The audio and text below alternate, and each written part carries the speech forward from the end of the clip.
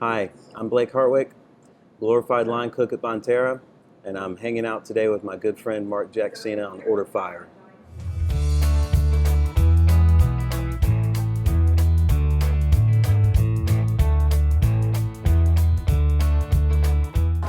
Hey y'all, welcome to Order Fire. Today I'm sitting here at Earl's Grocery with my good buddy and executive chef Blake Hartwick from Bonterra Restaurant. Blake and I have kicked around Charlotte for a number of years, sometimes together, sometimes not. We've shared James Beard dinners, beers, whiskey, and unemployment.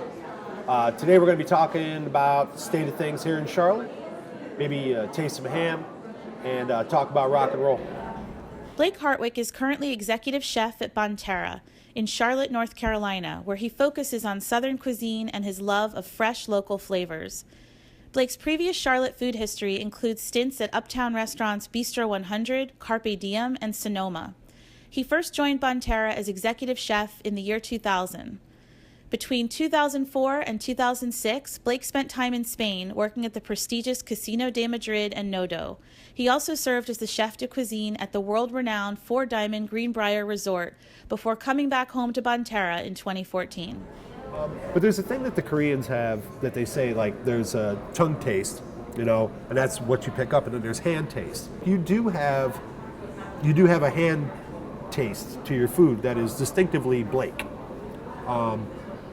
You're not blowing people's minds, and I don't mean this as disrespect, but it's not like you're doing it's not like you showed up and outdid El Bulli, right? You just cook your food. It's unpretentious. I don't find it to be even biting into trends. You obviously you're aware of what's going on, but you're not hopping on too quick. You just turtle-like it. Yeah. In the sense of slow and steady wins the race. I know what 4 or 5 things that I like on the plate: texture, protein, vegetable, this, that, and the other. And I've always kind of stuck to that. I don't get way out there with 15 touches on a plate. I never really have, that. But at the same time, I love that to death and I appreciate it. But my attention span's not designed for that. I still like to fall back on what I've learned through cooking in Spain and working in there, and then growing up in Virginia and hanging out with, still remember my mother cooking me, sitting on the counter with a cigarette in her hand, making me biscuits or pancakes, and that's just, I love it, man. I wouldn't have traded it for anything. I'm just trying to keep that going, Right. And I hope people appreciate it. It's what I like doing. It comes second nature to me, We all know how good Craig's lamb is, but have you ever been up to the farm? I haven't. Few things are worth it. Craig's lamb is one of it. Yeah, let's try out one of these legs. I got a leg here. This is one of his leg of lamb that he sent to Edwards up in Surrey, Virginia, and it's got a 8th month cure on it. That's beautiful. Yeah, he's done. Craig actually turned me on to this. I didn't even know that they were doing lamb hams till a few months ago. Yeah, and Oh man. God, I know. But I mean, it seems like the little further you get into this bad boy here, it's gotten to be. You really get into the age. Yeah. So this is a guy in Surrey. So they do the sausage. Yep, they do the Suriano hams. Right. Yeah. And obviously, since they're right down the road from each other, and fellow native Virginians. Are you a native of the up. Commonwealth? Yes, I am. I was born and raised in Collinsville, Virginia, and lived there for about 6 years. Then moved to Madison, North Carolina. Yeah, my mother's side of the family's from Rocky Mount, Virginia, right in the foothills, the Appalachians in Virginia. So that's kind of where I remember, the first time of my life, seeing a true garden, seeing 4 or 5 beehives being kept. Also going down in her basement and seeing all just the smell of the mothballs, and just this creepy basement with just tons of this stuff sitting around. And so I really didn't learn to appreciate that until we got a little bit older, and my grandfather at that point had passed away, but I still remember him sitting there having cornbread and a glass of warm buttermilk every night. Like, that was his deal. He was in World War II, and I think he had that before he went. And when he came back, he was like, "There's not a night that goes by that I'm not going to have that." Because he truly missed that when he was over there. Whenever I talk to chefs, and I'm guilty of it too, my grandma, I grew up under apron strings. Right. Like you've never pulled that card on people, like tug at the emotional tier. I almost hate to even do it now because it's become cliche. It's like my grandparents, my great grandparents were immigrants. I mean, we did this shit because we were poor. The thing is like I've been in kitchens with you. We've had these discussions and tasted each other's food, these little snacks, and cured each other's hangovers. Spanish food, but. The funny thing is like your pickling, your chow chow, your pimento cheese, which I'm on record as saying, like, I hated pimento cheese. I thought mine was superior because it was way more refined.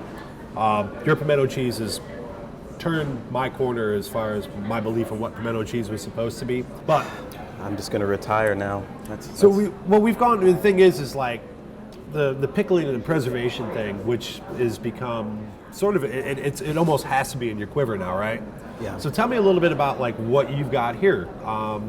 What are you doing now that you're at Bonterra as an older chef, not a young gun?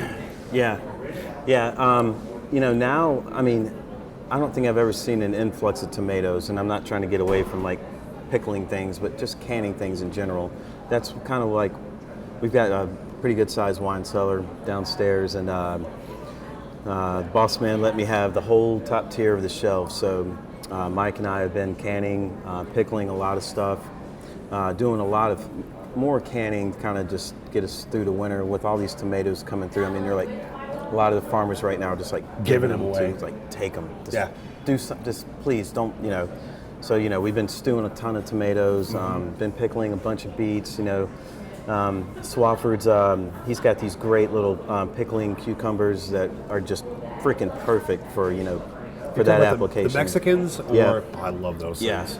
Yeah. So we've got kind of been going full steam with that, and just kind of building some stuff for the winter, because I learned the hard way last year, and it was kind of like my first winter back at Bonterra, and I do remember Paul saying something about it, and I just kind of like, I got it, but I didn't. Paul Verica, yeah, sorry. Over at Heritage, he was like, man, I was like scraping the bottom of my pantry and what I had left from the winter just to get through, because I mean, Paul's more of a purist, he's, as far as like beans and stuff like that he packed away in cryovac and froze, and obviously he has a smaller place than I do, but kind of reminded me, I was like, I need to really kind of stock away some more stuff this year. So we've been trying to do a lot of that this summer, just get as much stuff packed away as we can. It gives you a different sense of the ingredient when you think about it. Yeah. For December, doesn't it? Yeah. You don't try to sell me a pathos or an ethos about like, oh, I grew up on the apron string, or like my great grandmother, blah blah blah, doing this stuff. But you do have a recollection of it. Do you think that your food harkens back to it in one way or another, even subconsciously? Do you think we do that as chefs? Yeah, to a point. But also too depends on where you worked. How you grew up, how involved you were with what was going on in your surroundings. Kind of funny, like you said a minute ago. It's like, I got Scooby-Doo coming on here. I'd rather just sit there and watch them all flip out instead of maybe watching my grandmother make cornbread or something like that. But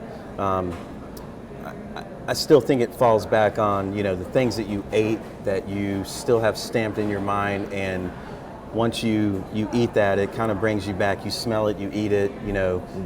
It'll give you the goosebump thing. You know what I'm talking about, like where you've made something before, even if it wasn't something pickled. Maybe it was just one little ingredient or one part of a component to a plate. You're like, that's like, I remember having that with my grandmother, or I remember eating that at the Hillbilly Hideaway, and I never ever thought that was going to make this, but I just, it's kind of like a file in your mind of what you taste and you eat, and sometimes you forget, but once you come back across it, it sets off like that alarm. It's like, holy shit, I just ate something that I haven't had in 15 years, Yeah. or reminds me of something. What would make you stop cooking? Arthritis. Wait a minute. No, what would make me stop cooking? At this point in my life, I really don't think anything. I couldn't be any happier. I'm back at church. I was there for 10, took 5 off, came back. Back for another dime? Back for another dime. All right, well then that'll give me the next question. Where would you like to cook if you could pick anywhere else in the world? Probably Nashville. When? When my daughter, probably when my daughter graduates. It'd be a little far. To try to make that deal happen right now. But who knows where Nashville will be 10 years from now? Right on. Why do you think a city like Nashville is taking off culinary-wise, whereas a place like Charlotte seems to have been slugging it out for 10, 15 years trying to make it happen? I think a lot of that has to do with Charlotte just being a town of white collar. It's a lot of white collar in Charlotte. As of lately, we've seen right across the way over here change. A lot of new wood and not stale piss and beer anymore. And I think that a lot of that has to do with the reason why sometimes Charlotte can be a little bit unstable and not be pointed in the right direction. Do you know what I mean? Yeah, I mean, the funny thing is, I've been sitting here and talking with other people as well. It's given me a different perspective, not only because I keep asking the question. It's led me to believe that maybe that is part of what Charlotte is. I mean, there is no heritage left. I mean, this town has torn itself down and rebuilt itself, torn itself down and rebuilt itself. Yeah. We don't have a lot. I mean, NODA is in the process now. We're not going to have a lot of old buildings left. I agree. But I wonder if that's not part of what Charlotte is. I mean, I get it because I'm the same way. I hate to see the hood not be the hood anymore. But is that just part of what Charlotte is? I don't know. I mean, what's your take on it? Yeah, I mean, there's a lot of nice new shiny things in Charlotte. And I think that a lot of that has to do with some of the culture being taken away. There's a lot of restaurants in this town, but some of them been around for a long time, some haven't. And I think just with there's a lot of restaurants in Charlotte. There are a lot, and I think that sometimes just gets it's just like a big washing machine. I think it's just kind of getting all tumbled around. Would you say that this version though is better than like Banktown pre-recession, where it was a lot of steakhouses and not a lot of personality? I mean, it seems that now that we're coming back out and sort of re-blossoming, it's all chef driven, or way more chef driven than it was, when you and I were younger. And, you're now the older guy of the new guard. How do you feel about the way the scene's going? I mean, I think before the guild came along, and 3 or 4 years before that, everybody was kind of in their own world. Hey Paul, how you doing, kind of thing. But the communication line now is tenfold to what it used to be. Like, how we talk to each other, meetings, seeing each other out, doing things. I think that's a good foundation. But I think the thing that goes along with that now is any good thing takes a long time to build. Because I always hear everybody compare it to Charleston first. Or Atlanta. Personally, I prefer Atlanta over Charleston. It feels more connected. It feels more real. And maybe that's part of it. Charleston is a tourist town, first and foremost. Atlanta is not.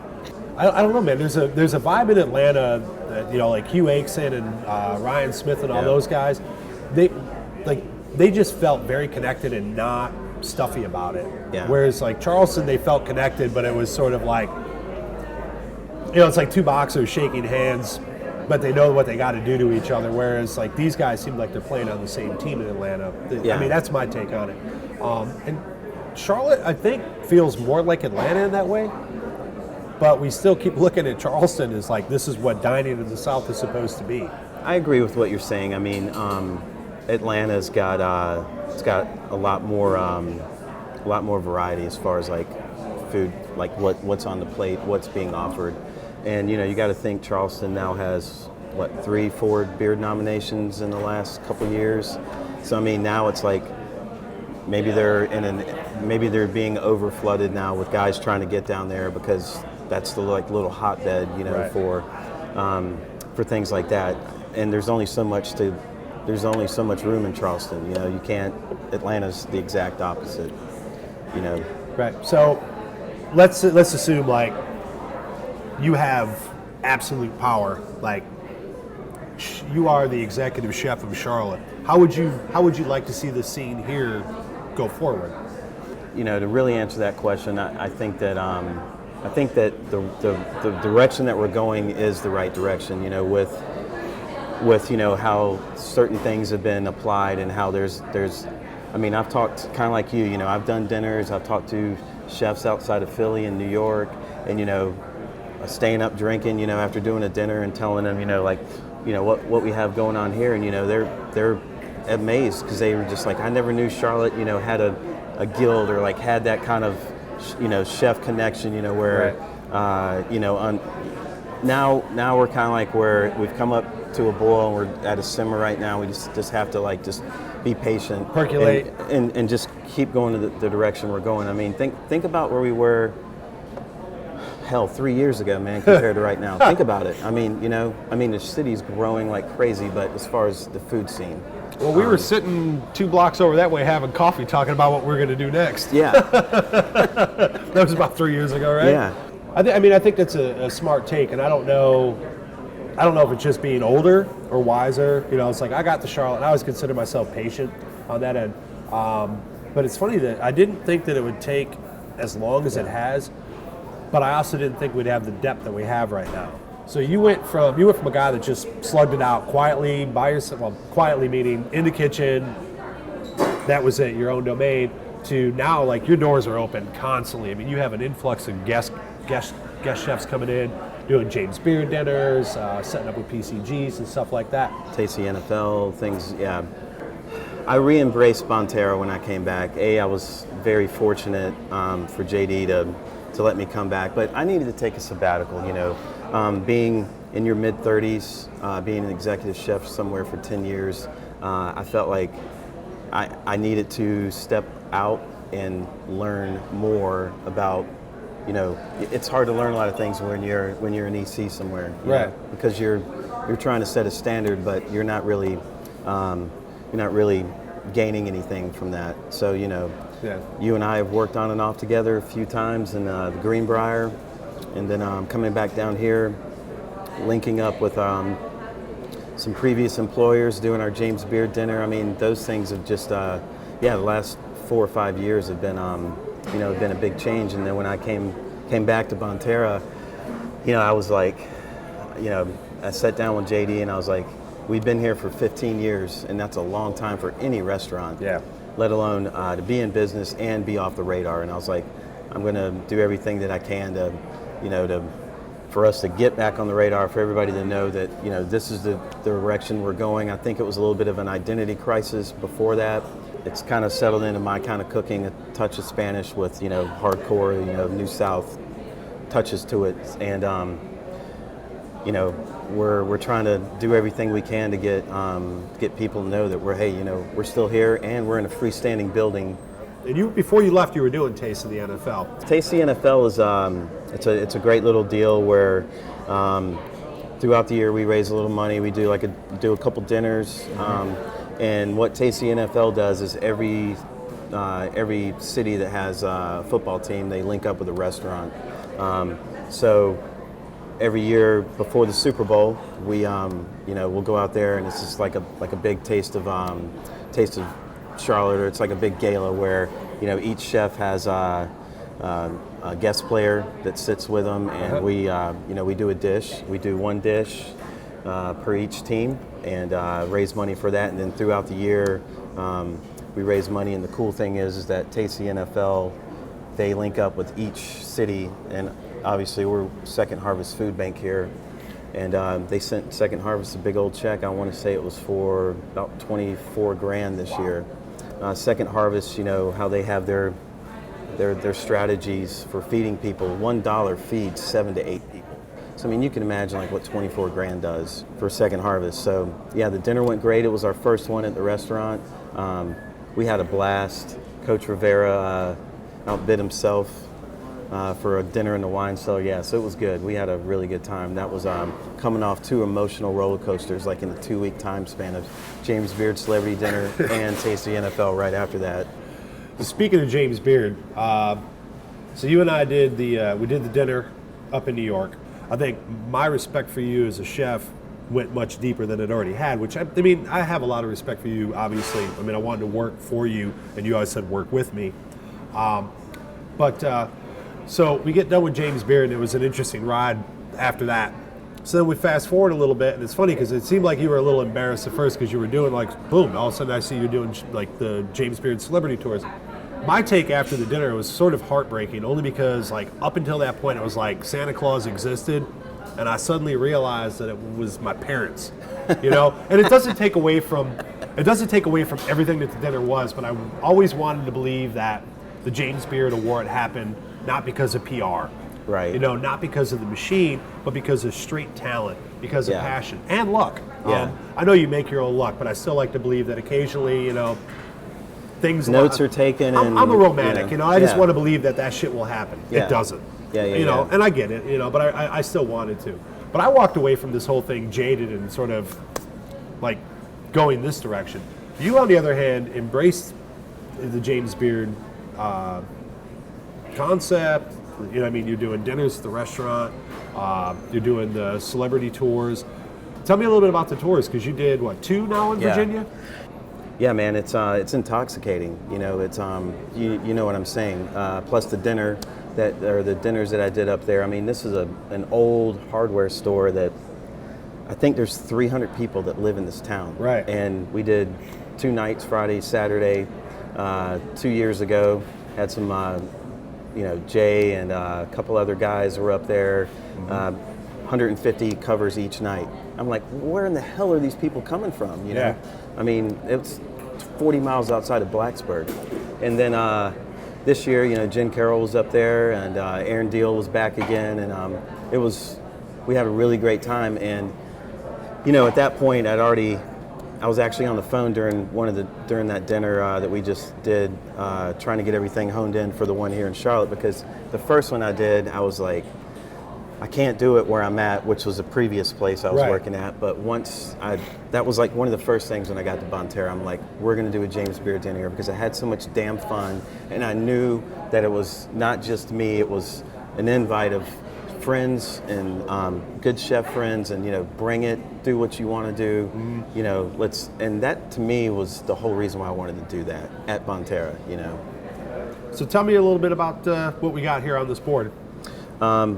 Well, we've pretty much destroyed what's left of the lamb ham. But there's still some left. Yeah, still some left, and we've got some quail eggs that we pickled from some of our beet juice that was left. That's kind of a typical southern thing. You roll up in the old convenience store and get yourself a pickled egg. You know, it's always usually got a little bit of that beet brine color to it, and then kind of a new cool little cheese company that I've been dealing with. It's called Boxcar. We do the cottonseed. It's, believe it or not, it's a sheep's milk, cow's milk, triple brie. Oh, wow. Yeah, or triple cream, excuse me. I think this is about a 60-day aged cheese, but they smoke the rind on it. So some are, it's very artisanal. Some are a little bit, not quite as thick. You know, really, really cool stuff. And I've had a lot of luck with their cheese. It's got a nice smoky finish on it. So we've kind of got a lot of smoke coming off of this lamb ham here, and these little pickled goodies obviously help cut it. You know, that's what it's all about, man. You know, getting a little bit of that acidity to cut through the fat, keep us alive a little bit longer. Wow, you gotta have that. Yeah. What are you listening to nowadays? Well, you know, it's kind of funny you say that. I've been kind of jumping around, listening to a little bit of Whitey Morgan lately. It's got a new album that came out. obviously he's a young guy in the country scene, but Dave and I went up and saw him at Ziggy's in Winston it was about 3 weeks ago, and it was a good show. Nice. Really good show. Not that pop country crap that we both hate. I think he's one to carry on the torch, kind of like what we do. Right on. Got to keep that alive.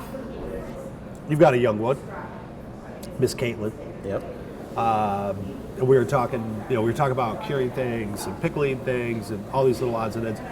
Are you establishing a food history with her at this point? I am. She was actually in the kitchen with me yesterday, like hardcore from 3 o'clock till about 5 o'clock yesterday. 2 hours. Like wow. Sitting like in the kitchen, Yeah. not like, JD's playing around with her too and Sure. playing games, but she's actually calling off like her own little dishes now. She's like, Daddy, why don't we do cucumber with peanut butter and pickled onions, and like name it. I was like, yeah, let's try it. So she's rattling off these things that, they're just coming to her mind. Right.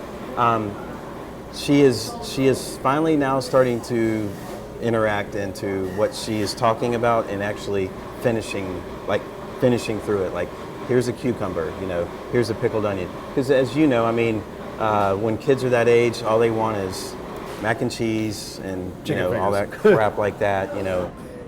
We're definitely trying to. I want her to see kind of like your boys when you're at Lulu.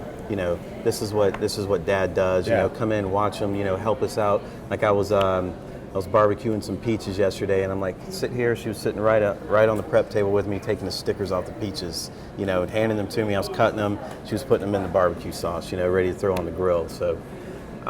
That's the cool stuff, man. That is the cool stuff right there.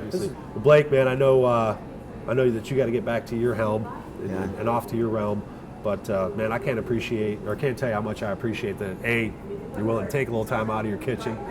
B, bring me some delectables to snack on, turn me on to some stuff, and so you just sit down and have a beer or two anyways.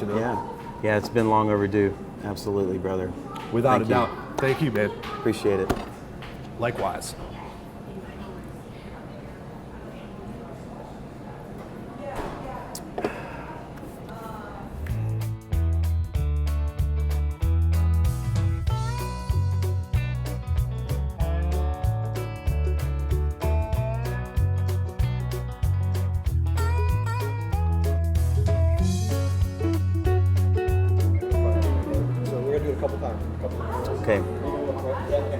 Okay. This camera. Hi, I'm Blake Hartwick, and I'm a glorified line cook that just got slapped by Mark Jacksina at Bonterra Dining and Wine Room. I knew he was going to fucking do that. All right, let's go again. All right.